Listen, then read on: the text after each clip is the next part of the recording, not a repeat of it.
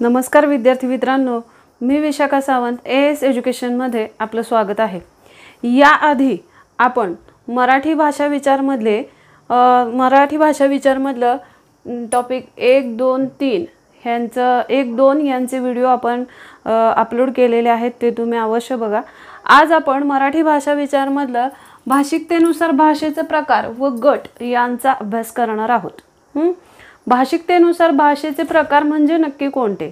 जसं व्यक्तिपरत्वे भाषा बदलत असते किंवा प्रदेशानुरूप भाषा बदलत असते, म्हणजे प्रत्येक घराघरात त्यांची बोलण्याची भाषा वेगळी असते, तसं प्रत्येक प्रदेशानुरूप किंवा प्रत्येक विशिष्ट समूहाची भाषा वेगळी असते आणि त्याच्यानुसार जे भाषेचे गट पडतात त्यालाच भाषिकतेनुसार भाषेचे गट असं म्हणतात।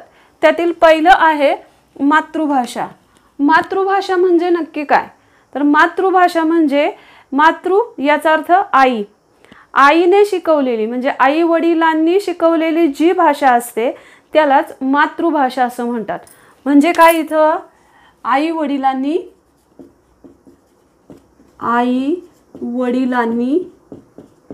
शिकवलेली भाषा,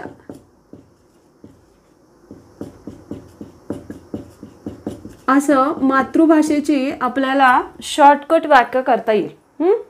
म्हणजे आपण जन्मतो त्यावेळेपासून ते आपल्याला बोलायला येईपर्यंत आपले आई वडील किंवा आपल्या फॅमिलीमधले जे सदस्य असतात ती जी भाषा शिकवत असतात त्यांनाच मातृभाषा असं म्हणतात।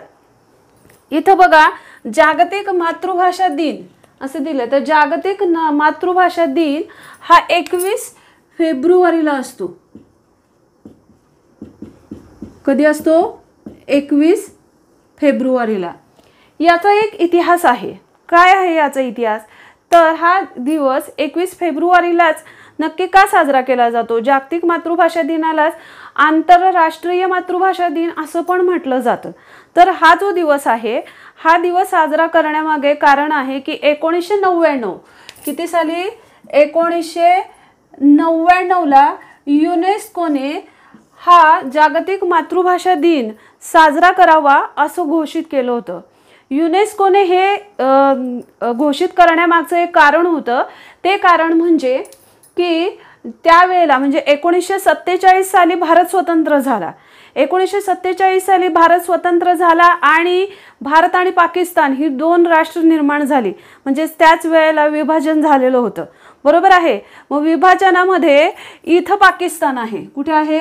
वायव्येला, भारताच्या या बाजूला इथं पाकिस्तान आहे आणि इथं म्हणजे ज्या वेळेला भारत पाकिस्तान विभाजित झाले त्यावेळेला इथं पाकिस्तान होतं आणि त्याच वेळेला भारताचा इथला काही भाग इथं बांगलादेश आहे।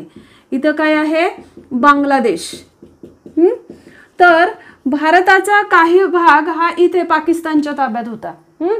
आता याचा या मातृदिनाशी काय संबंध आहे? तर याचा या मातृदिनाशी असा संबंध आहे की इथे बांगलादेशात बोलली जाणारी भाषा होती बांगला। बांगलादेशातली जागतिक स्तरावरची एक युनिव्हर्सिटी आहे ढाका युनिव्हर्सिटी। या इथे म्हणजे त्यावेळेला तत्कालीन पाकिस्तान सरकार जे होतं त्या पाकिस्तान सरकारचं असं म्हणणं होतं की तिथं शासकीय व्यवहाराची भाषा उर्दू हवी आणि तसं त्यांनी भाषिक धोरण जाहीर केलेलं होतं। बांगलादेशातील जे बांगला लोक होते त्यांनी याला विरोध केला होता। त्यावेळेला ढाका युनिव्हर्सिटीमध्ये खूप मोठं आंदोलन यासाठी केलं गेलं। या आंदोलनाचा परिणाम असा झाला की तत्कालीन पाकिस्तान सरकारमध्ये जे कोण होते राजकीय लोक त्यांनी काय केलेलं होतं? पोलिसांना आंदोलकांवर गोळीबार करा असे आदेश दिलेले होते। यामध्ये अनेक आंदोलनकार शहीद झालेले होते आणि त्यामुळं त्यानंतर म्हणजे बघा, ही घटना केव्हा घडली? 1947 ला। मात्र जे शहीद झालेले होते त्यांच्या स्मरणार्थ 1952 ला ढाका युनिव्हर्सिटीमध्ये एक स्मारक बांधलं गेलं। म्हणजे बघा, ह्या तारखा आपल्या इतिहासाच्या पुस्तकामध्ये आहेत। 1947 ला ही घटना घडली भाषिक वादाची आणि त्याच्यानुसार 1952 ला शहीदांना श्रद्धांजली वाहण्यासाठी त्यांचं स्मरण करण्यासाठी एक स्मारक बांधलं गेलं इथं। आणि त्यावेळेला त्यानंतर 1999 1999 तारखा लक्षात ठेवा. 1999 हे 1999ला काय झालं? युनेस्को. कुणी? युनेस्कोने. युनेस्को म्हणजे नक्की काय? United nations educational scientific and cultural organisation असं त्याचं फुल फॉर्म आहे. ही युनेस्को ही संघटना शैक्षणिक, वैज्ञानिक आणि सांस्कृतिक कार्याशी संबंधित कार्य करते. 193 देश या संस्थेचे सदस्य आहेत. भारत 1946 साली या संस्थेचा सदस्य झाला. या संस्थेची युनेस्कोची स्थापना 1945ला झाली आणि भारत किती साली सदस्य झाला? 1946ला या युनेस्कोचा भारत सदस्य झाला. आणि या युनेस्कोने काय केलं?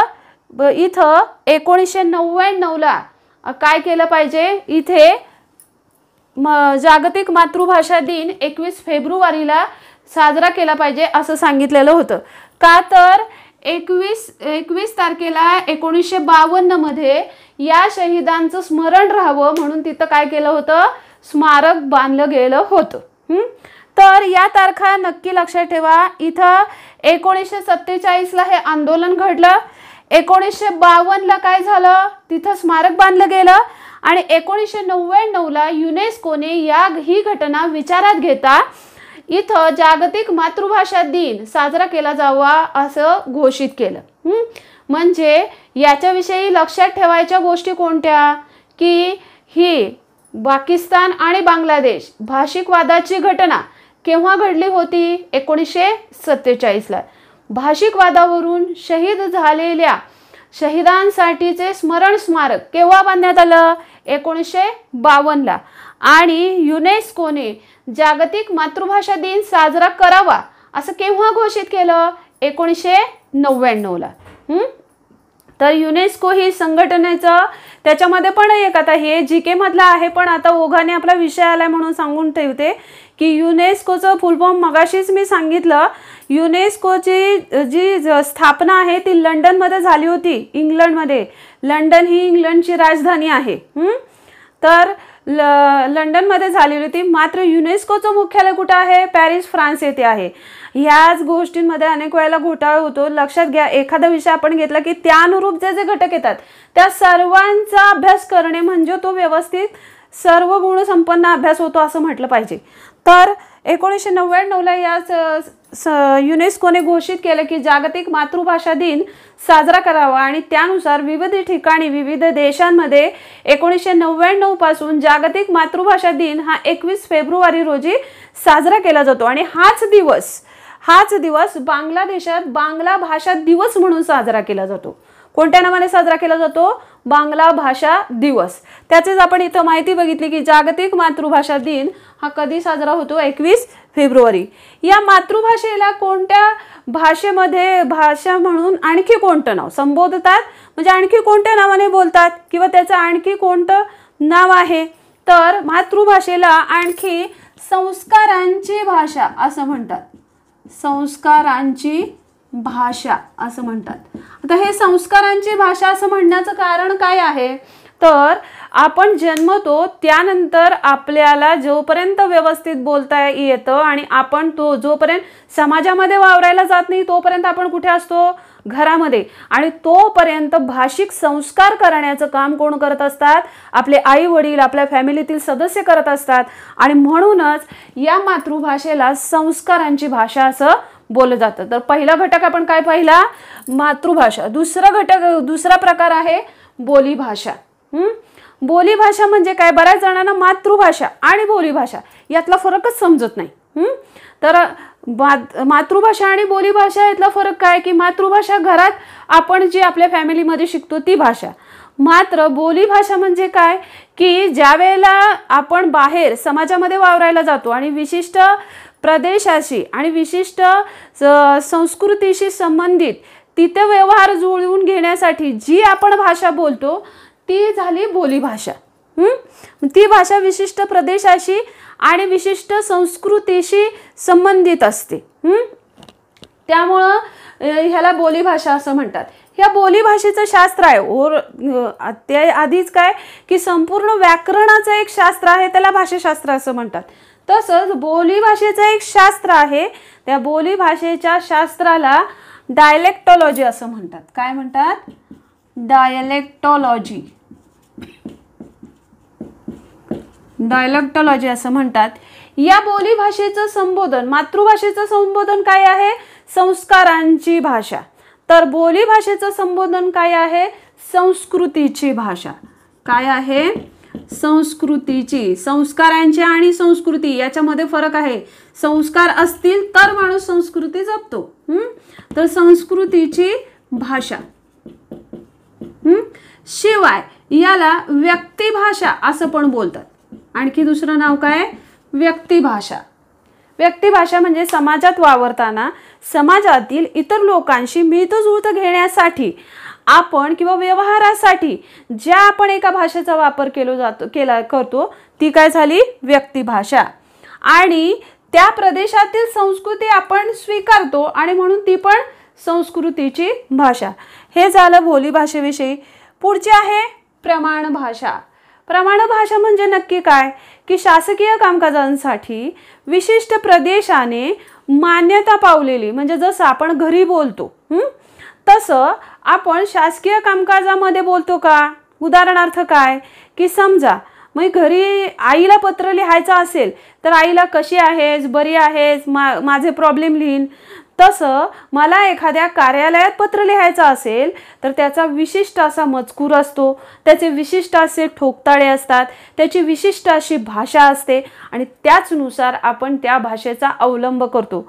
अशा पद्धतीनं इतरत्र विशिष्ट ठोकताळ्यांनी, विशिष्ट संकेतांनी आणि विशिष्ट नियमांनी बांधील जी भाषा असते ती असते प्रमाण भाषा. बघा वर्तमानपत्रातली भाषा. वर्तमानपत्रामध्ये विशिष्ट आणखी काय कळत नसेल तर वर्तमानपत्रांच्या शेवटी बघा ते वकिलांनी नोटिसा दिलेल्या असतात त्यांची भाषा बघा, त्या भाषेमध्ये फरक आहे. अशा पद्धतीने विशिष्ट शासकीय कामकाजांसाठी, कार्यालयांसाठी जी भाषा वापरली जाते त्यालाच काय म्हणतात? प्रमाण भाषा असं म्हणतात. तर इथं काय म्हणायला पाहिजे की शासकीय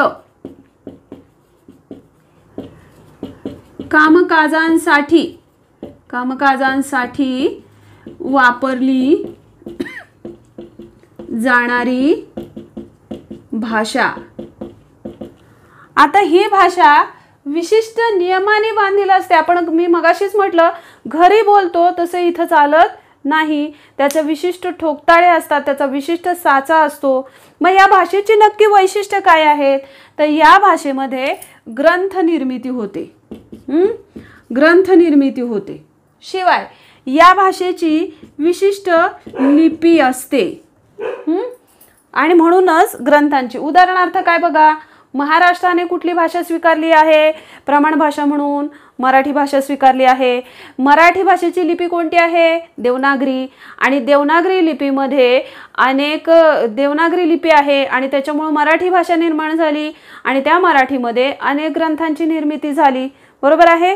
तर अशा पद्धतीने लिपी असते त्या विशिष्ट भाषेची आणि त्यांच्यामध्ये ग्रंथांची निर्मिती अशी होते. अशी ठोकताळ्यांची आणि नियमांची असणारी जी भाषा असते त्याला प्रमाण भाषा असं म्हणतात. प्रमाण भाषेचं संबोधन प्रमाण भाषेचं पण एक विशिष्ट संबोधन आहे. ही व्यवहाराची भाषा आहे. कसली आहे? व्यवहाराची भाषा. शिवाय दुसरं म्हणजे ग्रंथ प्रामाण्यांची भाषा. ग्रंथ प्रामाण्याची भाषा असं त्याचं दुसरं संबोधन आहे. म्हणजे ग्रंथांसाठी वापरली जाणारी भाषा कोणती? तर प्रमाण भाषा. शिवाय शासकीय कामकाजासाठी वापरली जाणारी व्यवहाराची भाषा कोणती आहे? तर प्रमाण भाषा. पुढचा पॉइंट आहे राजभाषा. आता हा यांच्यापेक्षा वेगळं आहे. याच्यामध्ये मातृभाषा घरात बोलतो ती, बोलीभाषा आपल्या भाषेमध्ये बोलायचं झालं तर सभोवतालच्या परिसरामध्ये वावरताना बोलतो ती, प्रमाण भाषा सभोवतालचा परिसर सोडून ज्यावेळेस शासकीय कामकाज असेल, कार्यालय असतील, अशा ठिकाणी विशिष्ट ठोकताळ्यांची किंवा विशिष्ट लिखाण असेल त्याच्यासाठी विशिष्ट ठोकताळ्यांची जी भाषा वापरतो ती झाली काय, प्रमाण भाषा. इथं बोलण्यास संबंध येतो. मात्र राजभाषा म्हणजे काय की याच्यामध्ये राजभाषा यांचा दर्जा कसा देण्यात येतो किंवा राजभाषा हा दर्जा कोण आपण सामान्य माणसं देतो का, तर नाही. आपण सामान्य माणसं त्याच्यासाठी कारणीभूत होतो, मात्र दर्जा आपण राजभाषेचा देऊ शकत नाही. राजभाषा म्हणजे नक्की काय की अशी भाषा जी विशिष्ट राज्यामध्ये प्राचीन काळापासून ते आधुनिक काळापर्यंत मान्यता प्राप्त आहे अशी जी भाषा असते त्याला राजभाषा असं म्हणतात. पुन्हा एकदा सांगते, इकडे लक्ष द्या. जी भाषा संपूर्ण राज्यामध्ये प्राचीन काळापासून ते आधुनिक काळापर्यंत मान्यता प्राप्त आहे अशा भाषेस राजभाषा असं म्हणतात. म्हणजेच आपण इथं विदिन वन सेंटेन्स प्राचीन काळापासून आधुनिक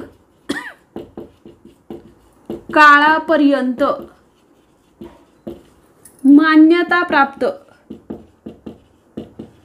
जी भाषा असते त्याला काय म्हणायचं, राजभाषा असं म्हणायचं. राजभाषा हा दर्जा देण्याचे विशिष्ट निकष आहेत. राज्यातील विधानसभेतील सदस्यांचं जर बहुमत असेल तर विशिष्ट भाषा ही शासकीय कामकाजासाठी वापरावी अशी घोषणा केली जाते. काय सांगितलं मी पुन्हा एकदा की राज्यातील विधानसभातील जे सदस्य असतात त्या सदस्यांचं जर बहुमत असेल तर विशिष्ट भाषा शासकीय कामकाजासाठी वापरावी अशी घोषणा केली जाते आणि मग त्या राजभाषेविषयीचा अहवाल केंद्राकडे राज्य शासन सादर करतं. केंद्र शासन विशिष्ट त्या अहवालावर विचार करतं आणि त्या भाषेस राजभाषेचा दर्जा दिला जातो. राजभाषेचा जो अहवाल असतो त्या अहवालावर सही राष्ट्रपती करतात, हे लक्षात घ्या. आणि त्यानंतर म्हणजे काय की थोडक्यात अंतिम मान्यता राजभाषेला जर द्यायचा असेल तर ते कोण काम करतं, तर अंतिम मान्यता ही राष्ट्रपतींची असते. आणि विशिष्ट भाषा ही राजभाषा असावी की नसावी हे ठरवण्यासाठी आधी कोण विचार करतं, तर राज्यातील विधानसभा सदस्य याविषयी विचार करतात. तर भारतामध्ये एकूण राजभाषा किती आहेत, तर एकूण राजभाषा 22 आहेत. आणि राजभाषेशी संबंधित संविधानाची अनुसूची, संविधानामध्ये कोणती अनुसूची आहे जे राजभाषेशी संबंधित आहे, हा पण प्रश्न अनेक वेळेला परीक्षेला विचारला जातो. तर संविधानातील अनुसूची 8वी जी अनुसूची आहे ही 8वी अनुसूची राजभाषेशी संबंधित आहे. मग ह्या 22 राजभाषा नक्की आहेत कोणत्या हे मी तुम्हाला इथे ह्याच्यावर समजून सांगणार आहे की 22 राजभाषा आहेत कोणत्या. आणि हे व्यवस्थित लक्षात राहील त्यासाठी मी माझ्याकडे आता डिजिटल कोणतीही साधनं उपलब्ध नाहीत, परंतु या नकाशावरून मी तुम्हाला नक्की राजभाषा नक्की कोणत्या आणि किती आहेत हे समजून सांगते. आणि त्यानुसार तुम्ही सुद्धा तुमच्या वहीमध्ये तुमच्या हाताने नकाशा काढलात किंवा तुमच्याकडे ऑलरेडी एखादा नकाशा असेल आणि त्याच्यावर जो तुम्ही याची नोंद केलीत तर तुम्हाला ते अतिशय व्यवस्थित समजेल. तर आपण ह्या 22 राजभाषा कसं लक्षात ठेवायचं ते या नकाशाद्वारे पाहणार आहोत. आणि माझा विश्वास आहे हे जर तुम्ही व्यवस्थित तयार केलं तर त्या भाषा तुम्हाला कायमस्वरूपी लक्षात राहतील. जसं बघा इथं वर राज्य कुठलं आहे, जम्मू काश्मीर. हे मी आता राज्यांची नावं लिहित नाही, राज्यांची नावं लिहिली तर ते खूप किचकट होईल. मी बोलताना राज्यांची नावं घेते. इथं जम्मू काश्मीर, तर जम्मू काश्मीरची पहिली कुठली भाषा आहे, काश्मीरी. म्हणजे काश्मीरी ही पहिली राजभाषा.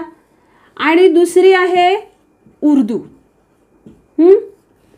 त्यानंतर इथं आहे लडाख, तर लडाखची राजभाषा आहे लडाखी. लडाखची कुठली आहे, लडाखी. त्यानंतर इथं आहे पंजाब, लडाखी 4 नंबर. हां, ही चौथी राजभाषा झाली. 5वी पंजाबची आहे पंजाबी. मग पंजाबी ही फक्त पंजाबशी संबंधित नाही, तर पंजाब, हरियाणा, सॉरी इथे चंदीगड आहे, पंजाब हे पंजाब, इथं चंदीगड, हरियाणा या राज्यांशी संबंधित कुठली आली? पंजाबी भाषा. त्यानंतर इथं आहे हे राजस्थान. हे जे मी गोल काढलं आहे हे भारताची राष्ट्रीय राजधानी दिल्ली आहे.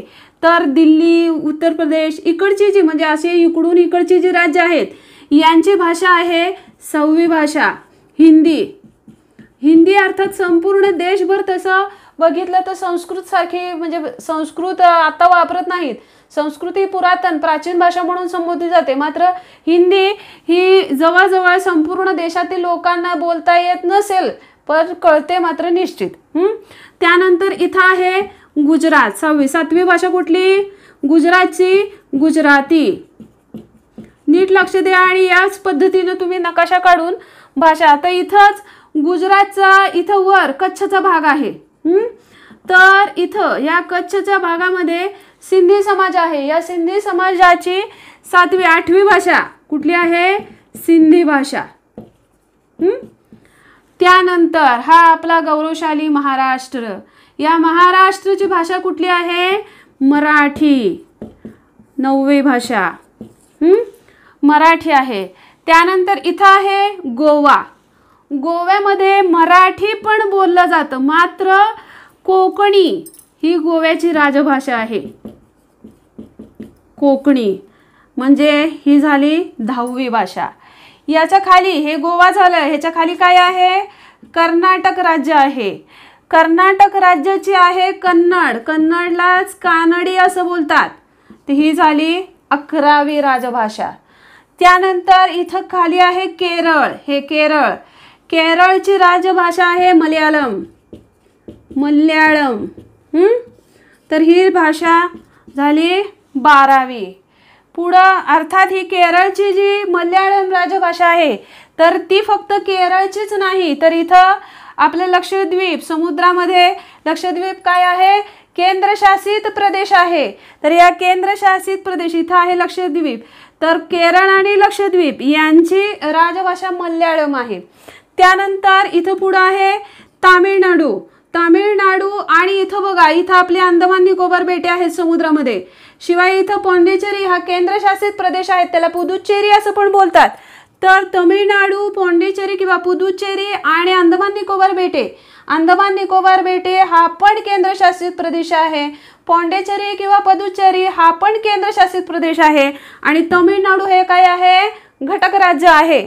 तर तमिळनाडूची काय आहे? तमिळी भाषा आहे किंवा तामिळी भाषा आहे. ही कितवी झाली? 13वा क्रमांक झाला. त्यानंतर इथं आलं हे आंध्र प्रदेश. आंध्र प्रदेश आणि इकडे हे काय आहे वर? आंध्र प्रदेशचं विभाजन होऊन निर्माण झालेलं राज्य कुठलं? तेलंगणा. तर तेलंगणा हे आणि हे काय आहे? आंध्र प्रदेश. तर तेलंगणा आणि आंध्र प्रदेश यांची भाषा आहे राजभाषा तेलुगू. ह्याचा क्रमांक कितवा? 14वा. त्यानंतर इथं आहे ओडिशा. पहिल्यांदा आपण त्याला ओरिसा असं बोलायचो, आता काय बोलतात? ओडिशा. तर ओडिशाची राजभाषा आहे उडिया. हिचा क्रमांक 15वा. त्यानंतर इथं पश्चिम बंगाल ह्याची आहे बंगाली राजभाषा आहे. 16वा क्रमांक, 16वी भाषा. त्यानंतर इथं छोटा नागपूर पठार छत्तीसगड, झारखंड, त्यानंतर वर बिहार या राज्यांशी रिलेटेड हे जे छोटा नागपूर पठार आहे. इथं संथाळी हे आदिवासी समाज आहे, त्यांची संथाळी ही भाषा. संथाळी भाषा 17वी राजभाषा. त्यानंतर इथं मणिपूर आहे. हे मणिपूर. ह्या मणिपूरची मणिपुरी भाषा. या मणिपुरी भाषेचंच दुसरं नाव आहे मैतेई. आता बऱ्याचशा पुस्तकामध्ये मैतेई असा उल्लेख आहे. तर मैतेई कितवी झाली? 18वी. त्यानंतर हे असं इकडे आहे, हे असं इकडं जे पसरलेलं दिसतंय हे आहे आसाम. ह्या आसामची राजभाषा आहे आसामी. आसामी ही कितवी झाली? 19वी राजभाषा झाली. तर आसाममध्येच बोडो ही एक आदिवासी जमात आहे इथंच. तर ह्या बोडो आदिवासींची जी भाषा आहे बोडो ही झाली 20वी राजभाषा. राजभाषा एकूण किती आहेत? 22. मग 20 झाल्या. आता दोन कुठल्या? तर काश्मीरचा भाग म्हणजे इकडचा काश्मीरचा हा जो भाग आहे आणि इथं देहरादून आहे. काश्मीर देहरादून यांचा जो भाग आहे या डोंगराळ प्रदेशामध्ये जी भाषा बोलली जाते त्याला डोंगरी भाषा असं बोलतात. कुठली भाषा बोलतात? डोंगरी भाषा बोलतात ती. त्यानंतर संपूर्ण भारतामध्ये जी पुरातन भाषा, संपूर्ण भारतामध्ये म्हणण्यापेक्षा हा दक्षिण भारत सोडून दक्षिण भारतामध्ये आता तेलंगणा धरलं तर 5 राज्य येतात. तर कुठली राज्य? कर्नाटक, केरळ, तमिळनाडू, आंध्र प्रदेश आणि तेलंगणा सोडून बाकीच्या राज्यांमध्ये जी भाषा आहे ती 22वी कुठली? संस्कृत. ही काय झाली? पुरातन भाषा. म्हणजे इकडं महाराष्ट्रापासून वर उत्तरेकडचा म्हणजे मध्य भारत आणि उत्तर भारतामध्ये जी पुरातन भाषा होती आर्यांची देवभाषा असं बोलले जायचं ती संस्कृत भाषा. अशा या 22 राजभाषा तुम्ही या मॅपद्वारे लक्षात ठेवू शकता. यानंतर आपण अभिजात 5वा प्रकार, भाषिकतेनुसार प्रकारामधला 5वा प्रकार कुठला आहे? अभिजात भाषा. अभिजात भाषा म्हणजे काय? तर अभिजात भाषा जी भाषा राजभाषेचं आपण काय बघितलं? राज्यामध्ये प्राचीन काळापासून ते आधुनिक काळापर्यंत अस्तित्व टिकून असणारी भाषा असते ती राजभाषा असते. आणि त्याला दर्जा देण्यासाठी पहिलं बहुमत कुणाचं लागतं? राज्याच्या विधानसभेचं लागतं. आणि अंतिम मंजुरी राष्ट्रपतींची असते. तसं अभिजात भाषा काय असतं? संपूर्ण देशभर जी प्राचीन काळापासून आधुनिक काळापर्यंत जी मान्यता पावलेली भाषा असते त्याला अभिजात भाषा असं म्हणतात. म्हणजे अभिजात भाषेची विदिन 1 सेंटेन्स आपण व्याख्या काय करू शकू? प्राचीन काळापासून आधुनिक काळापर्यंत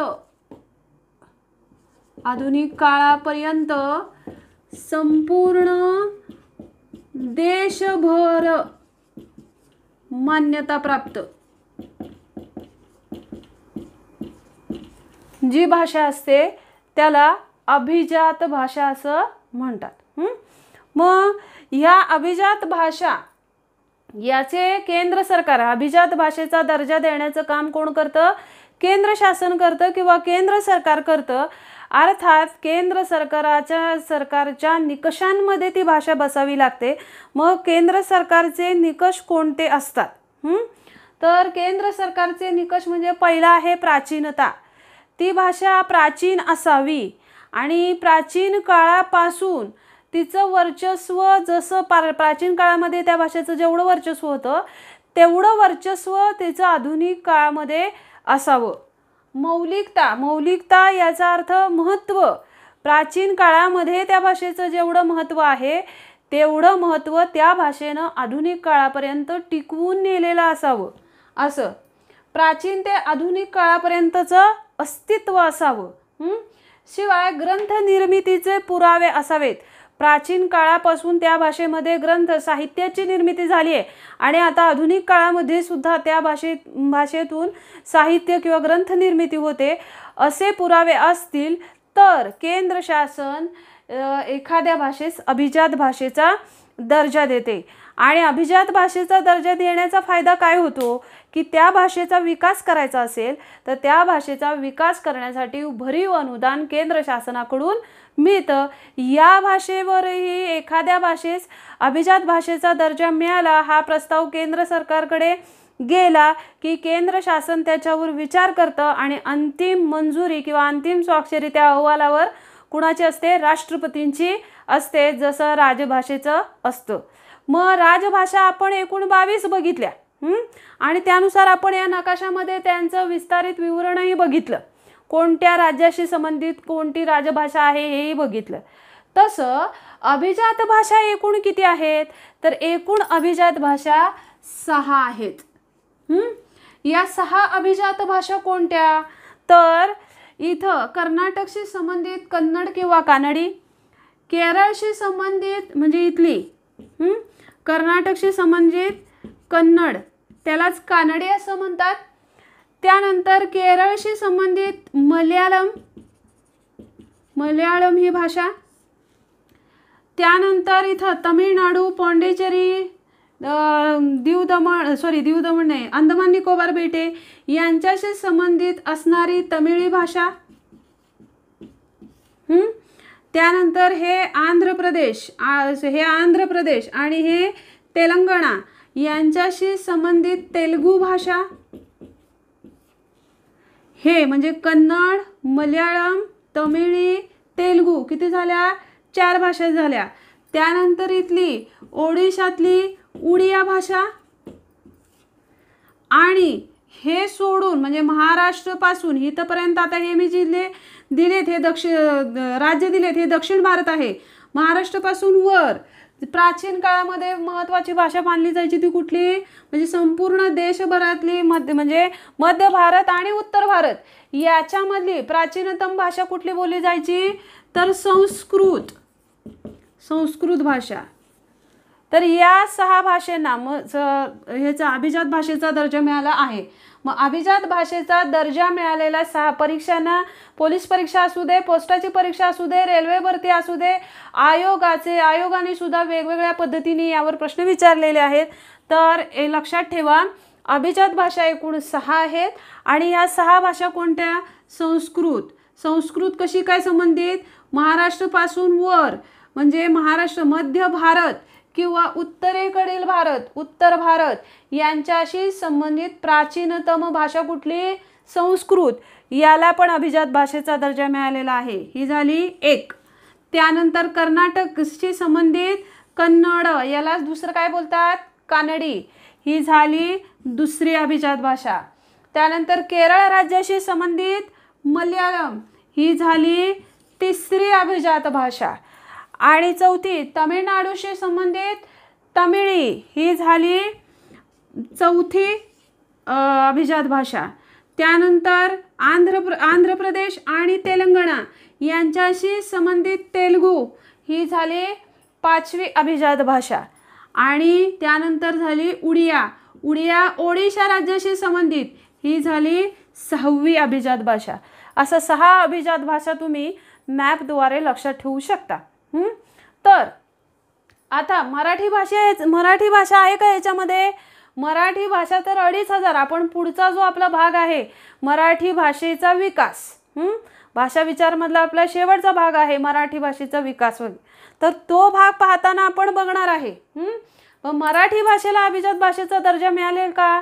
2500 वर्षापूर्वीची मराठी भाषा आहे, मात्र मराठी भाषेला अभिजात भाषेचा दर्जा मिळालेला नाही. मग आपण तसेच गप्प बसलोय का? तर नाही. त्याच्यासाठी महाराष्ट्र शासनामार्फत एक समिती नेमली गेली, त्यालाच रंगनाथ पठारे समिती असं म्हणतात. कुठली समिती? रंगनाथ पठारे समिती. ही रंगनाथ पठारे समिती कधी नेमली गेली? तर 10 जानेवारी 2012ला नेमली गेली रंगनाथ पठारे समिती. रंगनाथ पठारे समितीचंच दुसरं नाव काय आहे? अभिजात मराठी भाषा समिती. या समितीचे अध्यक्ष आहेत रंगनाथ पठारे आणि म्हणूनच त्याला रंगनाथ पठारे समिती असंही म्हणतात. या रंगनाथ पठारे समितीने आपले प्राचीन ग्रंथ ज्ञानेश्वरी असेल, विवेक सिंधू असेल, गाथा सप्तशती असेल यांच्याविषयी, शिवाय शिलालेख आहेत, भूर्जपत्र आहेत, या सर्वांचा एक मोठा अहवाल सादर केला तो 2013ला. मात्र केंद्र शासनाने याच्यावर गांभीर्याने अजूनही विचार केलेला नाही. त्यामुळे मराठी भाषेस अभिजात भाषेचा दर्जा मिळालेला नाही. आणि या अभिजात भाषेचा दर्जा मिळावा यासाठी नेमली गेलेली समिती आहे रंगनाथ पठारे समिती. कधी नेमली गेली? 10 जानेवारी 2012ला. रंगनाथ पठारे हे त्याचे अध्यक्ष होते म्हणून रंगनाथ पठारे समिती असंही म्हणतात. दुसरं नाव काय सांगितलं आता?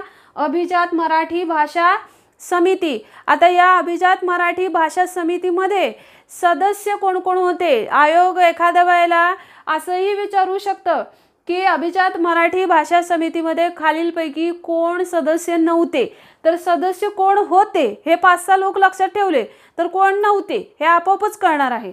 त्याच्यामुळं प्राध्यापक हरी नरके, नागनाथ कोतांपले, श्रीकांत बहुलकर, मधुकर वाकोडे, सतीश काळसेकर, कल्याण काळे, आनंद उबाळे, मैत्रेयी देशपांडे, परशुराम पाटील हे काय आहेत?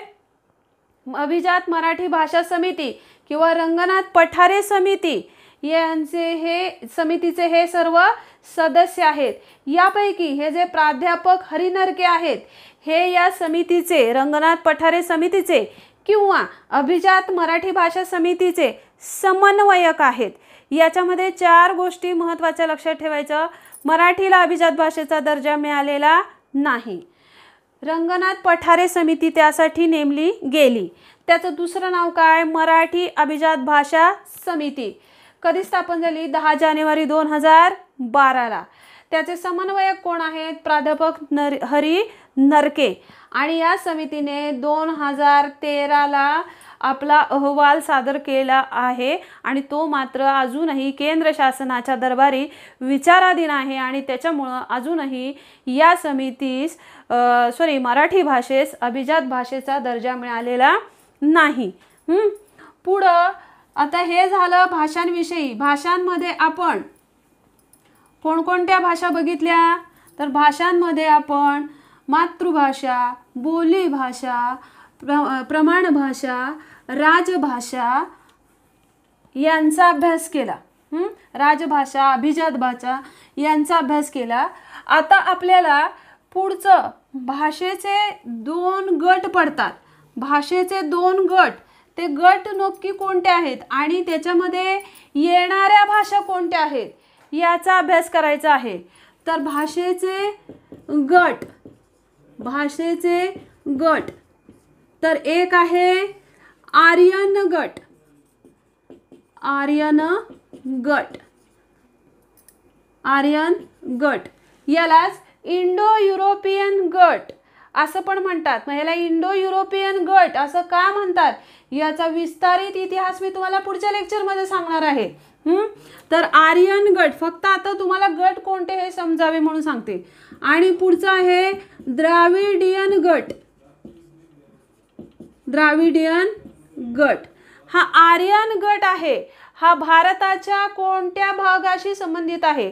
तर आर्यन गट हा महाराष्ट्र, तेलंगणा आणि हे सोडलं आपलं आंध्र प्रदेश, तर ह्याच्या वरचा म्हणजे इकडून ही जी राज्य आहेत तर याच्यामध्ये जो इथून म्हणजे मध्य भारतापासून उत्तर भारतापर्यंतचा जो गट आहे म्हणजे हा गट कशाशी संबंधित आहे? मध्य भारत व उत्तर भारत याच्याशी संबंधित आहे. त्यानंतर हा द्राविडियन गट कोणत्या राज्यांशी संबंधित येतो खालचा? तर दक्षिणेकडील म्हणजे दक्षिण भारताशी संबंधित आहे. दक्षिण भारतामध्ये किती राज्य समाविष्ट होतात? तर तो जीके मध्ये तुम्ही अभ्यासला असेल पण तरी पण सांगते. दक्षिण भारतामध्ये कर्नाटक, केरळ, तमिळनाडू, आंध्र प्रदेश आणि तेलंगणा किती झाली? 5 राज्य. 5 राज्यांचा दक्षिण भारतामध्ये समावेश होतो. तर दक्षिण भारतामध्ये गट म्हणजे थोडक्यात दक्षिणेकडील जी राज्य आहेत आणि त्याच्यामध्ये ज्या भाषा बोलल्या जातात त्यांचा समावेश द्राविडियन गटामध्ये होतो. मग द्राविडियन गटामध्ये इथं कर्नाटकामध्ये कुठली आहे? कन्नड. म्हणून पहिली कुठली आहे? कन्नड. दुसरी केरळची मल्याळम. तिसरी तमिळनाडूची तमिळी.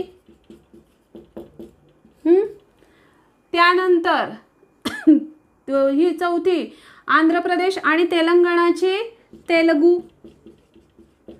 या भाषांचा समावेश कशामध्ये होतो? द्राविडियन गटामध्ये होतो. म्हणजे द्राविडियन गटामध्ये किती भाषा आहेत? 4 भाषा आहेत. त्यानंतर मध्य भारत किंवा उत्तर भारतामध्ये इथं वर ज्या भाषा विकसित झाल्या त्यांचा समावेश ह्याच्यामध्ये. तर ह्याच्यामध्ये आर्यन गटामध्ये किती भाषा आहेत? 6 भाषा आहेत. ज्या देवनागरी लिपी गटाच्या भाषा येतात त्यांचा समावेश आर्यन गटामध्ये होतो. लिपी या पुढच्या टॉपिकमध्ये मी तुम्हाला देवनागरी लिपी व इतर जे लिपींचे प्रकार आहेत त्याच्याविषयी तुम्हाला सांगणार आहे. त्यामुळे तुम्ही तो भाग अवश्य पहा. त्याच्यामध्ये हे तुम्हाला पूर्ण कन्सेप्ट समजून जाईल. फक्त आता आपल्याला हे 2 गट आणि त्याच्यामध्ये समाविष्ट होणाऱ्या भाषा कोणत्या त्याच्यामधला शॉर्टकट काय लक्षात ठेवायचं आहे की आर्यन गटातील भाषामध्ये देवनागरी लिपी गटामध्ये ज्या 6 भाषा मोडल्या जातात त्यांचा समावेश कशामध्ये होतो? आर्यन गटामध्ये. व देवनागरी लिपीतल्या कुठल्या?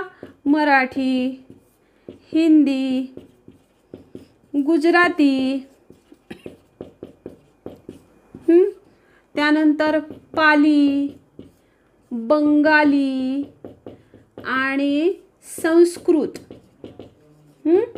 या 6 भाषा 1 2 3 4 5 6 झाले का?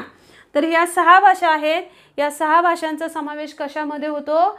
आर्यन गटामध्ये होतो. आणि ह्या 6 भाषा कुठल्या गटातल्या पण आहेत? देवनागरी लिपी गटातील पण आहेत. आता ह्याच्यामध्ये एक आत्ताच मी तुम्हाला सांगितलं अभिजात भाषा, राजभाषा हे तुम्हाला सांगितलंय. तर अभिजात भाषा आता इकडे लक्ष द्या. द्राविडियन गटात कन्नड, मल्याळम, तमिळी हे तमिळ, तेलुगू ह्या 4 भाषा आहेत. या 4 भाषांना अभिजात भाषेचा दर्जा मिळालाय का नाही? मिळाला आहे. म्हणजे ह्या 4 इथं मल्याळम आहे केरळची मल्याळम. तर ह्या 4 भाषांना अभिजात भाषेचा म्हणजे द्राविडियन गटातील सर्व भाषांना अभिजात भाषेचा दर्जा मिळालाय. काय लक्षात ठेवायचं? द्राविडियन गटातील सर्व भाषांना अभिजात भाषेचा दर्जा मिळालेला आहे. तर आर्यन गटातील कुठल्या भाषेला? आर्यन गटातील फक्त संस्कृत भाषेला अभिजात भाषेचा दर्जा मिळालेला आहे, जी मध्य भारत आणि उत्तर भारताशी संबंधित आहे अशी प्राचीन भाषा आहे. तर पुन्हा एकदा सांगते, आयोगाने प्रश्न विचारलेला असेल द्राविडियन गटातील कोणत्या भाषेस वगैरे वगैरे दर्जा मिळालेला आहे. तर ह्या 4 कन्नड, मल्याळम, तमिळ आणि तेलुगू ज्यांना अभिजात भाषेचा दर्जा मिळालेला आहे. तर आर्यन गटातील फक्त एकच संस्कृत या भाषेस अभिजात भाषेचा दर्जा मिळाले आहे. विद्यार्थी मित्रांनो, मॅपद्वारे आणि विशिष्ट स्ट्रक्चर काढून मी तुम्हाला भाषेचे प्रकार, भाषिकतेनुसार असणारे भाषेचे प्रकार ते सुद्धा कोणते? मातृभाषा, बोलीभाषा, प्रमाण भाषा, राजभाषा, अभिजात भाषा हे शिकवले. मॅपनुसार भारताच्या नकाशानुसार कसे लक्षात ठेवायचे हे पण तुम्हाला सांगितले. विशिष्ट भाषा आणि त्याच्याशी संबंधित राज्य कोणतं आहे हे पण सांगितलं. पुढच्या आपल्या लेक्चरमध्ये आपण लिपीचे प्रकार आणि मराठीचा विकास याच्या विषयीचा अभ्यास करणार आहोत.